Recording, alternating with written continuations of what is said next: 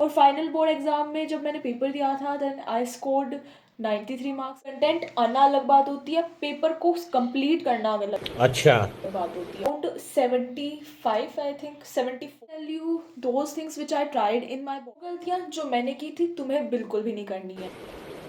ठीक है। 10 बुक को एक बार पढ़ने से अच्छा एक बुक को 10 बार पढ़ लेना चाहिए। समझ गया। अगर तुम्हें टॉपर का टैग चाहिए तो इस वीडियो को एंड तक देखना and let's start this video. Okay so मुझे पता है काफ़ी लोगों के प्री बोर्ड एग्जाम में बहुत बेकार ख़राब से नंबर आए होंगे। लाइक दिस 154, अरे उल्टा दिख रहा है, लाइक 54%, मतलब इस टाइप से कुछ पीछे चल रहे हो तुम एसएसटी के अंदर। तो ये वीडियो एंड तक देखना क्योंकि इसके अंदर मैं कुछ कुछ इंटरेस्टिंग चीज़ें बताने वाली हूँ और इस वीडियो से तुम बोर भी नहीं होगे। वैसे मैं अच्छी अच्छी चीज़ें तुम्हें बताने वाली हूँ और कुछ सीक्रेट्स बताने वाली हूँ जिससे मेरा कमबैक हुआ था फाइनल के अंदर। लाइक मेरा ऐसा था कि मैं पढ़ती थी बट फिर भी मेरे नंबर नहीं आ रहे थे। मैं सोचती थी मैं पढ़ रही हूँ मेरे नंबर क्यों नहीं आ रहे। तो मैंने लास्ट मिनट में कुछ ऐसी रियलाइज़ की थी गलतियाँ कि मैंने प्री बोर्ड में भाई मैंने ऐसा क्यों किया, मैंने ऐसा क्यों किया, मैंने वैसा क्यों किया। तू समझा? हाँ। मैंने लास्ट मिनट पे कुछ गलतियाँ रियलाइज़ की थी एंड फिर मैंने वो रियलाइज़ की, फिर मैंने उनको सबको सही किया। मैंने एक टाइम पर उनको इतना ज़्यादा वो दिल पर लग गई थी मेरे बात कि भाई मेरे से नहीं हो पाएगा। बट मेरे फाइनल एग्जाम मतलब मेरे प्री बोर्ड के अंदर थे 54 समथिंग, नहीं 51 नहीं सॉरी 74 समथिंग कुछ थे एंड फाइनल के अंदर मेरे 93 आ गए। तुम्हारे घर के 93 आ गए थे, अगर मेरे आ गए थे ना तुम्हारे भी ज़रूर आएंगे। सो फर्स्ट चीज़ तो तुम्हारी ये है कि हमें क्वेश्चन राइटिंग कैसे करें।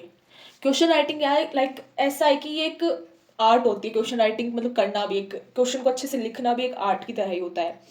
मेरे को ऐसा था कि मैं थोड़े बहुत पॉइंट लिख देती थी एंड मेरे नंबर नहीं आते थे और मैं इतना कंटेंट जो था मेरा आंसर राइटिंग का वो इतना अच्छा भी नहीं था। तो मैंने कुछ ट्रिक अपनाई थी, वो थी कि मैंने कीवर्ड्स याद रखना स्टार्ट किया। जितने भी मेरे क्वेश्चंस थे, मतलब जितना भी मेरे नोट्स थे उसमें से मैंने कुछ कीवर्ड्स निकाले थे और उन कीवर्ड्स को अपने आंसर राइटिंग में यूज़ किया था जिससे भाई इतना मैं मतलब इतना लिख देती थी। वो कीवर्ड्स जब से मुझे याद हुए ना मैं एक एक पेज के आंसर्स लिख देती थी, लाइक इतना लिख देती थी मैं। और मेरे इतनी आंसर राइटिंग मेरी इतनी अच्छी हो गई थी, मैं क्या ही बताऊँ। सेकंड चीज़ ये है कि लाइक बहुत लोग बोलते भी हैं, बहुत बच्चे मेरे स्कूल में भी है तो उनसे मैप वर्क नहीं होता है। मैप वर्क लाइक स्कूल में मतलब लास्ट ईयर थे उनसे मैप वर्क नहीं होता था। तो लास्ट ईयर क्या हुआ था, हम सब परेशान थे मैप वर्क से क्योंकि वो 5 नंबर का आता है एंड सब बोलते हैं कि 5 नंबर तो तुम्हारे फ्री के होते हैं, ऐसे होते हैं वैसे होते हैं, पर उसको याद कैसे करें। हिस्ट्री का तो चलो फिक्स है 2 नंबर का आने वाला वो तो आ जाते थे, बट जियोग्राफी में आती थी सबसे बड़ी प्रॉब्लम क्योंकि जियोग्राफी में इतने सारे मैप थे मैं तो बेहोश हो जाती थी उनको देख कर ही कि मैं इतने सारे कैसे याद करूँ। सो सबसे पहले तो मैंने क्या किया था, मैंने इंडिया का जो मैप होता है ना उसके सारे स्टेट्स देख लिए थे कि इधर है ये, इधर है ये, वेस्ट बंगाल इधर है, उड़ीसा इधर है, उधर है, मैंने ऐसे करके याद कर लिया था। ठीक है, क्योंकि आपको स्टेट्स याद हो गए तभी तो आप पॉइंट कर पाओगे कि इधर स्टेट ये था, तेलंगाना में वो है इस टाइप से, चेन्नई में है वो, तमिलनाडु में, ऐसे ऐसे कर पाओगे आप। तो मैंने दिगराज सर की ये वाली वीडियो देखी थी। दिगराज सर गॉड है भाई, सब मतलब एसएसटी के गॉड है, उनको कोई बीट नहीं कर सकता। उनकी जो स्किल्स है, टीचिंग स्किल्स भाई बहुत अच्छी है। तो आप उनकी ये वाली वीडियो देख सकते हो। इसके अंदर आपको उनके साथ साथ प्लॉटिंग करनी पड़ेगी, खुद से याद करना पड़ेगा तभी आप कर पाओगे। ठीक है, ये करने के बाद में मैंने किए थे, मैंने ये क्यों लगा रखा है, वेट ए मिनट। ये करने के बाद में मैंने किया था कि मेरे जितने भी वो थे PYQs थे मैंने वो ट्राई किए थे। उसके अंदर रिपीटेड वही क्वेश्चंस आ रहे थे जो लास्ट ईयर से आ रहे थे, तो मतलब इस साल मैंने सोचा कि इस साल भी वही आने वाले हैं। तो मैंने सारे PYQs ट्राई किए, मेरे से जो नहीं बन रहा था मैंने फिर से उसको ट्राई किया एंड वो मेरे दिमाग में याद हो गया। और जो मैंने यस वोट गेस करो क्या हुआ, ये मतलब गेस करना क्या हुआ, मेरे जो एग्ज़ाम था उसके अंदर वही क्वेश्चन आए जो PYQs में थे। लाइक ये वाला एक प्लस पॉइंट था एंड यही ट्रिक मैंने अपनी फ्रेंड को भी बताई थी जिसने भी बहुत अच्छा स्कोर किया था, मतलब उसका भी वो अच्छा नंबर आ गया था मैप के अंदर। वो भी खुद भी फेस कर रही थी प्रॉब्लम बट हम दोनों ने डिसाइड किया था इसको। ठीक है, थर्ड पॉइंट जो आती है कि भाई लास्ट मिनट में, लास्ट 1 महीने में NCERT रीड हो सकती है या नहीं। मैंने तो की थी, लास्ट के 1 मंथ में मैंने NCERT को रीड किया था एंड मैंने हर एक पॉइंट को, हर एक चीज़ को अच्छे से याद भी किया था। अगर तुम नहीं कर पाते हो ना तो एक वन शॉट देखो, एकदम बाहुबली के टाइप की एक स्टोरी से बना लो खुद के अंदर।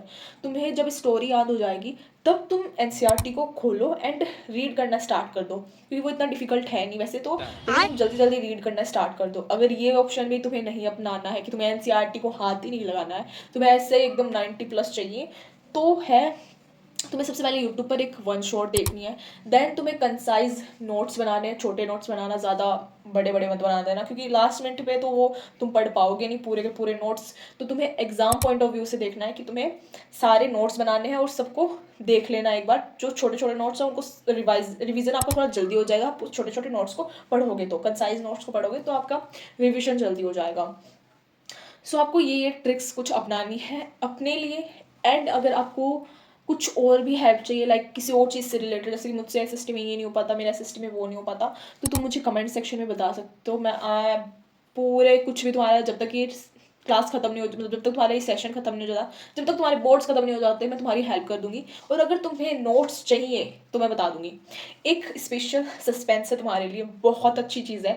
लाइक आईपी के लिए स्पेशली जिनके पास आईपी है उनके लिए बहुत अच्छी चीज़ है। शायद वो 4-5 पेज का समथिंग कुछ नोट्स होंगे, वो मैं प्रोवाइड करने आने वाली हूँ। और एक या फिर 2 यूट्यूब चैनल की वीडियोस प्रोवाइड करूँगी, उसके अंदर ही तुम्हारी आईपी में लाइक 90 अबाव है, 90 अबाव है, सही में 90 अबाव है, जो कि मैंने खुद ने स्कोर किए थे।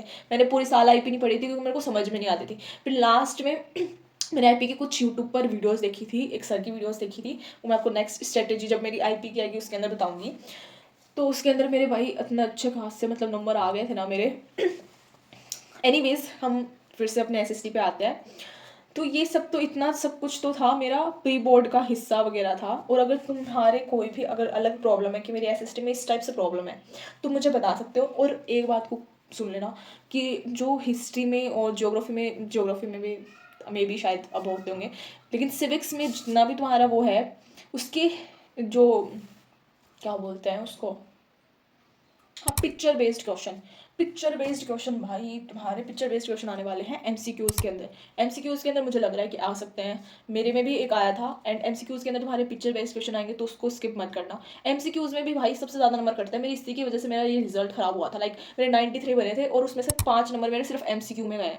कैन यू इमेजिन दिस, क्योंकि मेरा इतना गंदा पेपर, मतलब मैंने जब मैं सोची थी ये कम से कम आ जाएंगे भाई, इतना अच्छा पेपर हुआ, धांसू पेपर हुआ, 98 के आसपास तो आए जाएंगे, बट वो एमसीक्यू सारे गलत निकले भाई, 5 एमसीक्यू गलत निकले मेरे। और मेरे राइटिंग में सब में सही, बस 2 नंबर कटे थे और मेरे सिर्फ कटे थे एमसीक्यूज में। तो एमसीक्यूज का खासकर ध्यान रखना, प्रैक्टिस करनी पड़ेगी उसके लिए।